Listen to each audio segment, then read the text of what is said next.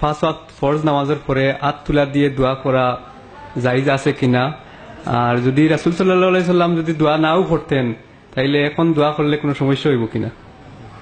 এই প্রশ্নটি পুরাতন প্রশ্ন,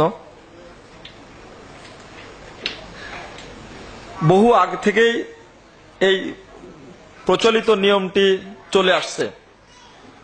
যদিও বা 661 হিজরিতে জন্ম নিয়ে একজন ব্যক্তি, বিখ্যাত একজন পণ্ডিত ইবনু তাইমিয়া রহিমাহুল্লাহ, তিনি তার মাজমু ও ফতোয়া মধ্যে 22 নম্বর খণ্ডের 19 পৃষ্ঠায় এই বিষয়ে বহুদিন পূর্বেই বলে গেছেন, এটাকে বেদাত বলে গেছেন। জানাজার সালাতের পরে, ফরজ সালাতের পরে, ঈদের পরে, সভা সম্মেলনের পরে বা কোনো বৈঠকের পরে, ইফতার মাহফিলের কথা তো বললাম, এইগুলোর পরে সম্মিলিত হাত তুলে দোয়া করার প্রমাণে কোন সহিহ হাদিস বর্ণিত হয়নি। বিশেষ করে ফরজ সালাতের পরে যে দোয়াটি করা হয়, এটা একেবারেই এ মর্মে কোনো জাল হাদিসও বর্ণিত হয়নি। আমরা দুয়ার শব্দটির অর্থ বা দুয়া মুনাজাত কথাটি বুঝতে ব্যর্থ হয়েছি বলেই নতুন করে সংযোজন করেছি ফরজ সালাতের পরে বা ঈদের পরে। আসলে দোয়াটা কি, মুনাজাতটা আসলে কি, এটা যদি আপনি বুঝেন, এর পরেও দোয়া করার পক্ষে, ফরজ সালাতের পরে, ঈদের পরে, জানাজার পরে দোয়া করার পক্ষে একটি দুইটি নয়, আলেমগণ যারা দোয়া করার পক্ষে তারা অন্তত 28টি দলিল পেশ করেছেন। 28টি। আমি প্রত্যেকটি দলিলের পর্যালোচনা করেছি, তার মধ্যে একটি সবচেয়ে বেশি আলোচিত, সেটা আমি উল্লেখ করব। আসলে এই জিনিসটা বুঝি, আসলে দোয়া জিনিসটা কি বা মুনাজাতটা কি জিনিস। রাসূলুল্লাহ সাল্লাল্লাহু আলাইহি সাল্লামের বুঝের চেয়ে উত্তম বুঝ আর পৃথিবীতে কেউ দিতে পারবেন না। আপনি সহিহ বুখারী খুলুন, 58 পৃষ্ঠা, 59 পৃষ্ঠা এবং 126 পৃষ্ঠা। রাসূল সাল্লাল্লাহু আলাইহি সাল্লাম বলছেন, ইন্না আহাদাকুম ইযা কামা ফিস সালাহ, তোমাদের মধ্যে কেউ যখন, নিশ্চয়ই তোমাদের কেউ যখন সালাতে দাঁড়ায়, ফাইন্নাহু ইউনাজি রব্বাহু, নিশ্চয় সে তার রবের সঙ্গে চুপি চুপি মুনাজাত করে। সালাত যখন দাঁড়ায়, আপনি 59 পৃষ্ঠা খুলুন, আরেকটি হাদিস আসছে, ইন্নাল মুমিনা ইযা কামা ফি সালাতিহি, নিশ্চয় মুমিন যখন তার সালাতে দাঁড়ায়, ফাইন্নাহু ইউনাজি রব্বাহু, সে তার রবের সঙ্গে মুনাজাত করে। আর মুনাজাত শব্দের অর্থ হলো চুপি চুপি পরস্পরে কথা বলা, যা আসছে বাবে মুফালা থেকে, না যা ইউনাজি মুনাজাতান, পরস্পরে চুপি চুপি কথা বলার নাম হলো মুনাজাত। আর এই মুনাজাত শব্দটির জন্মই হয়েছে এই হাদিস থেকে। আরো উল্লেখ্য যে মুনাজাত যে শব্দটির জন্ম এই হাদিস থেকেই হয়েছে, কিন্তু হাদিস বলছে যখন মুসল্লি সালাতে দাঁড়ায় তখন মুনাজাত করে, আমরা মুনাজাতটাকে নিয়ে গেছি সালাতের বাহিরে। কতক্ষণ মুনাজাত চলে সেটাও হাদিসে আসছে।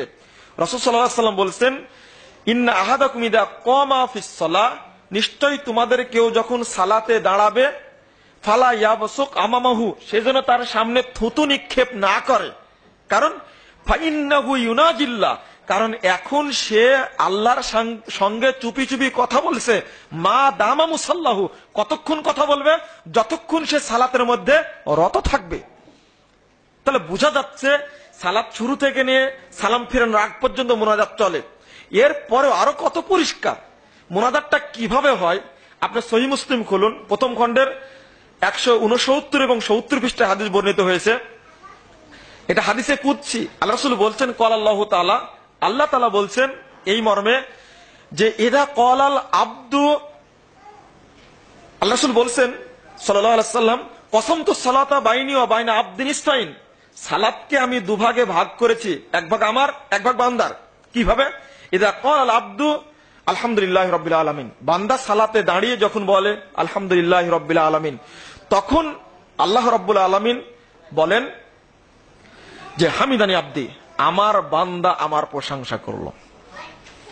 ওয়াইদা ক্বালাল আবদু আর রহমান রহিম, বান্দা যখন বলে পরম করুণাময় দয়ালু আল্লাহ তাআলা, তখন আল্লাহ বলেন জবাবে আসনা আলাইয়া আব্দি, আমার বান্দা আমার গুণগান করলো।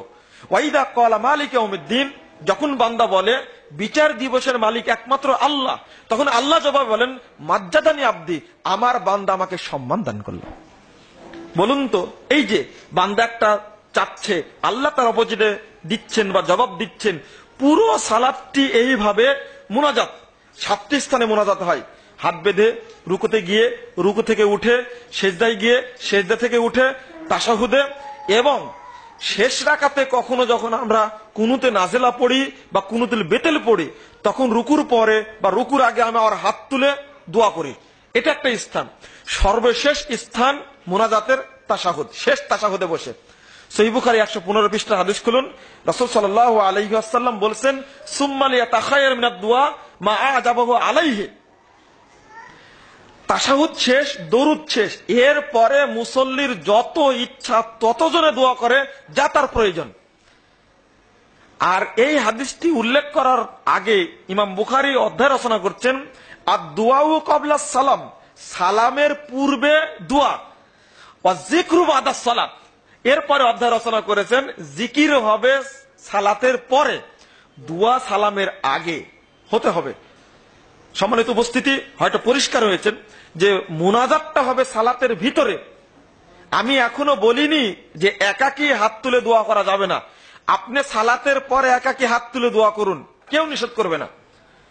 অসুস্থ হয়েছেন আপনি, আপনার ছেলে অসুস্থ, আপনি একাকী হাত তুলে দোয়া করুন। আপনি নফল সালাত পড়লেন, একাকী হাত তুলে দোয়া করুন। সহিহ বুখারীতে 550 পৃষ্ঠা একটা হাদিস বর্ণিত হয়েছে, আরো পরিষ্কার হাদিস আসছে।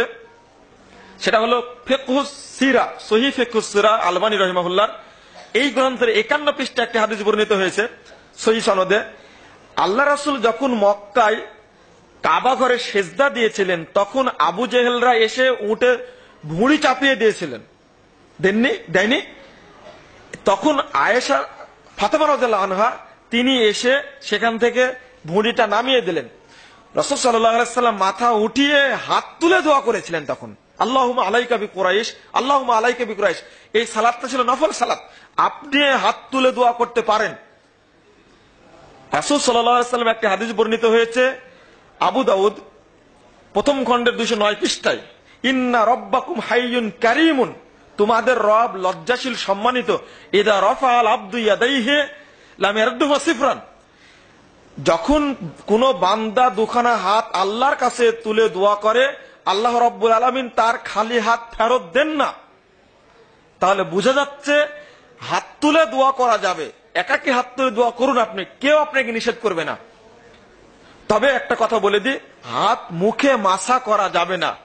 আবু দাউদ রাহিমাহুল্লাহ নিজেই 209 পৃষ্ঠা খুলুন, এই হাত মুখে মাসা করা সংক্রান্ত বর্ণনা নিয়ে আসার পরে বলছেন কুল্লুহা ওয়াই হাতুন, মুখে হাত মাসা করা সম্পর্কে যত বর্ণনা আছে সবগুলো একেবারে নিতান্তই বাজে, দুর্বল, এটা চলবে না।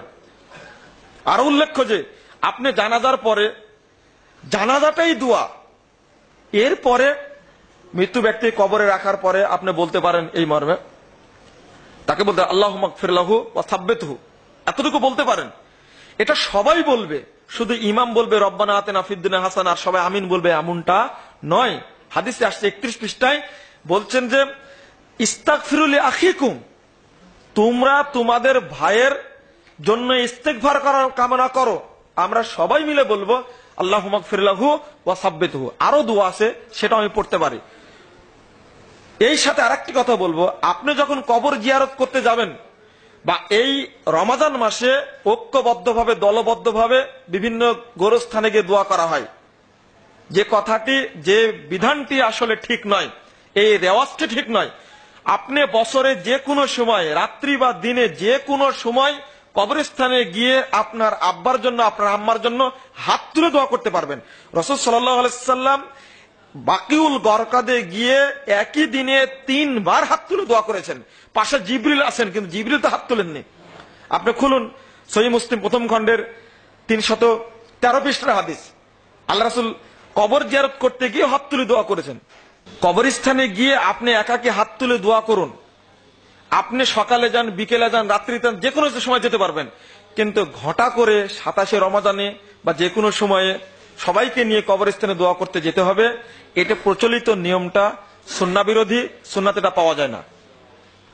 এই বিষয়ে আরেকটি কথা, ঈদের সালাতের পরে ইমাম সাহেব খুতবার পর আবার বসেন, বসে দোয়া করেন। আপনি সহিহ বুখারী প্রথম খণ্ডের 133 পৃষ্ঠা একটা হাদিস আছে কিতাবুল ইদাইনের মধ্যে, আপনি হাদিসগুলো পড়ে দেখবেন রাসূল সাল্লাল্লাহু আলাইহি সাল্লাম খুতবার পরে কোনোদিন ঈদগাহে বসেননি। খুতবা দিয়ে মহিলাদের কাছে চলে যেতেন, ওখান থেকে দান করলে দান নিয়ে বেলাল রাদিয়াল্লাহু আনহু এবং রাসূল সাল্লাল্লাহু আলাইহি সাল্লাম বাড়িতে চলে যেতেন। আমাদের দেশে ঈদের পরে যে মুনাজাতটা চালু হয়েছে আগে থেকে চলছে, আপনারা লক্ষ্য রাখবেন যে এই সমস্ত বেদাতি কর্মকাণ্ড যেন না হয়। তবে শয়তান খুব সজাগ, শয়তান খুবই সজাগ। কেন? শয়তান চিরশত্রু আদম সন্তানের, মুসলিমের।